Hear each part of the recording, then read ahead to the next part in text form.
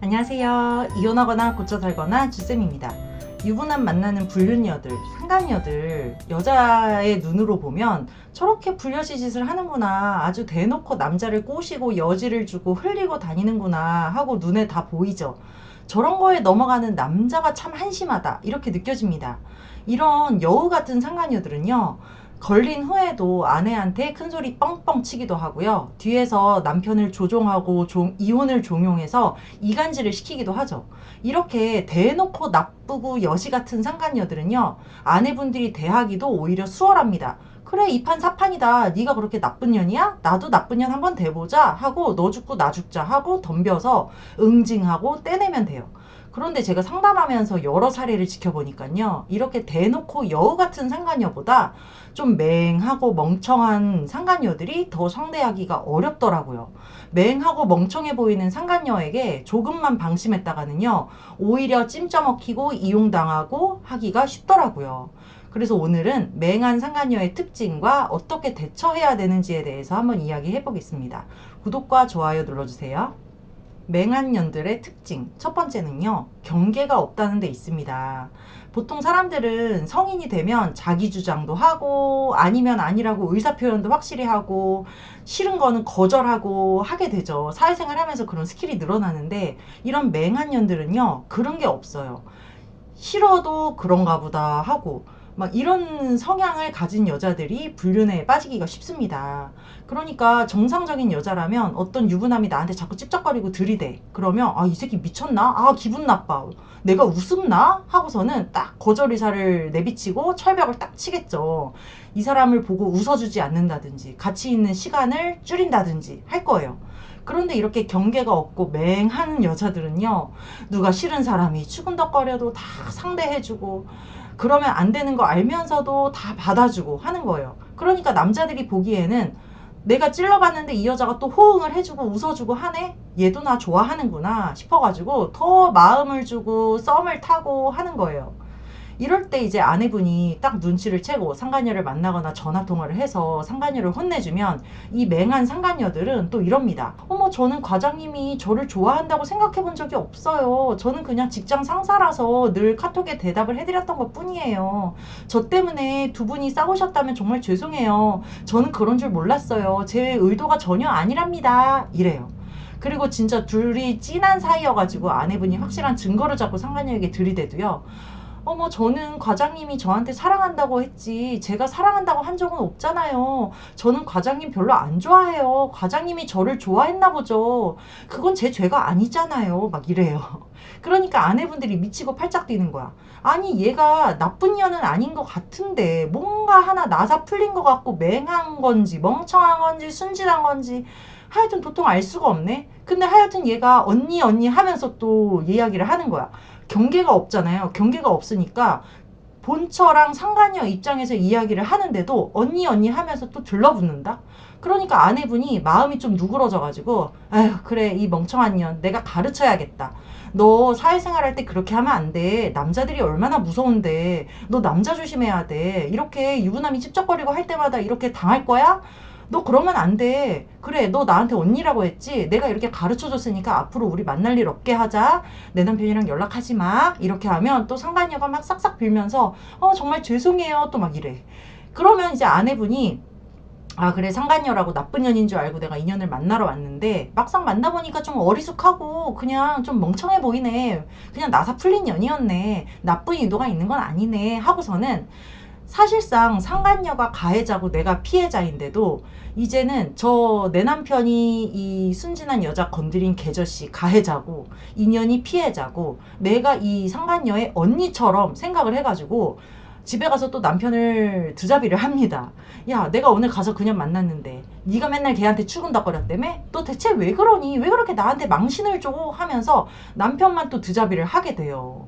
이렇게 상간녀가 내 남편에게 당한 어리숙한 여자라고 생각을 함으로써 거기서부터 대처가 완전 꼬이게 됩니다. 맹한 상간녀 두 번째 특징은요, 사연팔이를 잘한다는 점이에요. 상간녀가 하지 않아도 될 말을 술술술술 이제 늘어놓습니다. 제가 부모님이 많이 아프셔가지고 저희 집에서 돈 버는 사람 저밖에 없어요. 제가 애 데리고 이혼을 한 지 얼마 안 돼가지고 제가 이 회사 안 다니면 저랑 애랑 굶어 죽어야 돼요. 언니, 저희 남편도 바람 펴서 이혼했어요. 그런데 제가 그런 짓을 하겠어요? 막 이지랄을 하면서 해서는 안 될 말까지 술술술술 늘어나요. 그럼 아내분이 얘 좀 봐라, 이런 얘기를 왜 하지? 싶지만 또 경계가 금방 풀어져가지고 아내분도 또 이야기를 하게 돼. 내가 왜 이혼을 하기 싫은지, 우리 애들은 어떤지, 사실 우리 가정도 이혼 가정이라서 나는 절대 우리 애들은 아빠 없는 애로 만들고 싶지 않다, 이러면서 여자 대 여자, 같은 여자로서 대화를 하기가 시작이 돼요. 그런데 이렇게 상간녀랑 대화를 하면 할수록 아내분이 오히려 찜쪄 먹히고 가스라이팅을 당하게 되는 거죠. 너랑 나랑 이렇게 동등한 위치가 아닌데 동등한 위치처럼 돼버리고요. 대화를 많이 하니까 아내분이 이 상간녀한테 감정이입이 돼버리는 거야. 이 나보다 어린 년, 아유 네가 어쩌다가 그렇게 됐니, 아유 나보다 훨씬 가진 것도 없고 불쌍한 애구나라는 생각이 드니까요. 얘를 무섭게 혼내고 아주 개박살을 내고 너 앞으로 한 번만 더 내 남편 만나면 죽여버릴 줄 알아, 막 이렇게 해야 되는데 마음이 통하니까 그러지 마, 앞으로 알았지, 잘하자, 막 이렇게 되는 거야. 그래서 상간녀랑 대화를 하면 할수록 대처가 완전 어그러지게 된다. 또 반대로 생각해보면 이 상간녀가 나한테만 이렇게 사연팔이하고 불쌍한 척 했겠어요? 내 남편한테는 더 많이 했을 거야. 자기가 뭐 건강이 어쩌고 부모님이 어쩌고 돈이 어쩌고 저쩌고 하면서 얼마나 불쌍한 척을 해서 내 남편한테서 뭔가를 뜯어내고 얻어먹고 했겠어요. 그리고 이렇게 불쌍한 척하는 여자들한테 남자들이 죄책감도 갖고 미안함도 갖고 내가 뭔가를 해줘야 될 것 같고 이런 마음이 생기기 때문에 더 둘이 끈적끈적하고 떼내기 어려운 사이라는 거를 우리가 간과하기가 쉽죠. 맹한년들의 특징 세 번째는요, 행동에 변화가 없다는 것입니다. 이 맹하고 순진한 거, 이거는 이 사람 성격이기 때문에 내가 가서 개박살을 내고 뭐하고 해도요 잘 변하지가 않아요. 그래서 내 앞에서는 손이 발이 되도록 빌면서 언니 진짜 한 번만 봐주세요, 제발 성관여 소송만 하지 말아주세요, 언니 저 회사 잘리면 저 굶어 죽어요, 회사만 다니게 해주세요, 진짜 연락 안 할게요 라고 했던 년도 내가 뒤돌아서자마자 결국은 지 그 흐리멍텅한 성격대로 또 행실을 합니다. 그러니까 지가 먼저 걸지는 않겠지만 내 남편이 연락하면 또 아무 생각 없이 또 전화를 받고 이러는 거예요. 그러니까 나중에 이거를 알고 아내분이 또 상간녀한테 경고를 하게 되죠. 너 내가 지난번에 그렇게까지 얘기를 했는데 우리 둘이 앉아서 3-4시간 얘기했잖아. 그런데 왜 또 못 알아듣고 내 남편 전화를 받았니? 받아서도 안 되는 건데 몰랐니? 이렇게 되는 거야. 그럼 이 상간녀가 언니 저는 진짜 안 받으려고 그랬는데 과장님이 저한테 부재중을 10통이나 남기셔가지고 제가 안 받을 수가 없었어요. 언니 제가 먼저 건 거 절대 아니에요. 막 이래. 그러고선 자기가 또 피해자 코스프레를 하는 거예요. 언니 저는 진짜 회식에서 술만 먹고 그냥 나오려고 그랬거든요. 그런데 과장님이 저 데려다 준다고 하면서 제 손을 잡은 거예요. 언니 저는 과장님한테 한 번도 사랑한다고 말한 적 없어요. 과장님만 저한테 사랑한다고 한 거예요. 언니 저는 죄가 없어요. 막 요지랄을 해. 그럼 요때 아내분이 또 헷갈리게 되는 거죠. 아 얘는 그냥 멍청한 년인 거고 내 남편한테 끌려다니는 년이구나, 결국은 내 남편이 잘못한 거구나 라고 생각을 해서 요 맹한 년을 또 혼내지 않고 방생을 해줍니다.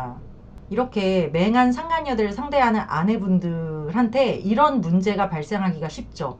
언니 언니 하면서 사연팔이하고 불쌍한 척을 하니까 아내분의 마음이 약해지고 같은 여자로서 감정이입이 되니까 앞으로 무섭게 대처할 수가 없게 됩니다.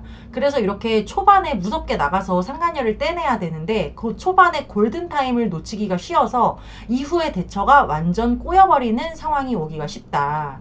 그리고 상간녀가 막 빌고 이것만 하지 말아주세요, 소송만 하지 말아주세요, 회사에 알리지만 말아주세요 하니까 저 불쌍한 년, 나보다 가진 거 없는 저 불쌍한 년 한 생각이 들어가지고 소송도 안 하고 회사에 알리지도 않고 흐지부지 끝나기가 쉬워요. 상간녀가 앞으로 제가 잘할게요, 조심할게요, 안 만날게요 하는 말을 믿고 아내분이 넘어가기가 쉽다는 거죠. 내가 이 정도 이야기했으면 알아들었겠지. 내가 3시간, 4시간이나 상간녀랑 대화를 했으니까 이제 얘가 알겠지. 이 정도 했으면 떨어지겠지 라고 믿기도 쉽죠.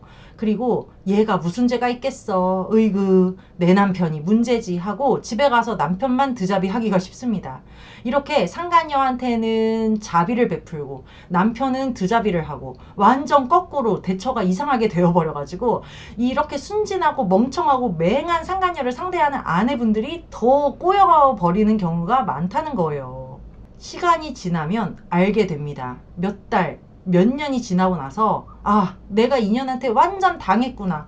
속았구나. 저 순진한 척 하는 년이 알고 보니까는 고도로 쌍년이었구나. 내가 저 년한테 완전 가스라이팅을 당했구나. 저 년이 내 남편도 찜쪄먹더니 나한테까지 그렇게 앞에서는 싹싹 빌고 뒤에서는 내 뒤통수를 치고 나는 남편한테도 배신당했고 상간이한테도 배신당했네. 내가 그렇게 믿어줬건만 니 년이 나를 이렇게 뒤통수를 치네 하고 나중에 알게 되는 경우가 많아요. 그래서 대처법은요. 상간녀가 순진하다고 해서 절대 믿거나 감정이입을 하지 말 것. 그리고 초반에 내가 알았을 때 인연이 어떤 년이든 간에 무조건 초강수로 대처해서 상간녀와 남편을 떼놓는 것에만 집중을 할 것. 내 남편은 제껴두고 상간녀와 나의 문제라고 생각하고 상간녀를 개박살을 낼 것. 너 앞으로 내 남편 계속 만나면 앞으로 이런 일이 벌어질 거야. 너 앞으로 각오해. 한 번만 더 내 눈에 띄었다가는 너 대한민국에서 고개 못 들고 다닐 줄 알아. 이렇게 내 할 말만 딱 경고를 하고 뒤돌아서 딱 나와야 되는 거지. 엉덩이 붙이고 2시간, 3시간, 4시간 얘기할수록 내가 상간녀를 가스라이팅 하는 게 아니고요. 내가 가스라이팅을 당하는 경우가 더 많더라 하는 거죠. 네, 오늘은 여기까지 하고요. 이거나 그거나 카페에 들어오시면 제가 쓴 칼럼도 많고 상간녀들의 심리, 불륜 심리에 대해서 쓴 글도 많으니까요. 이거나 그거나 카페에 들어오셔서 마음 나눴으면 좋겠습니다.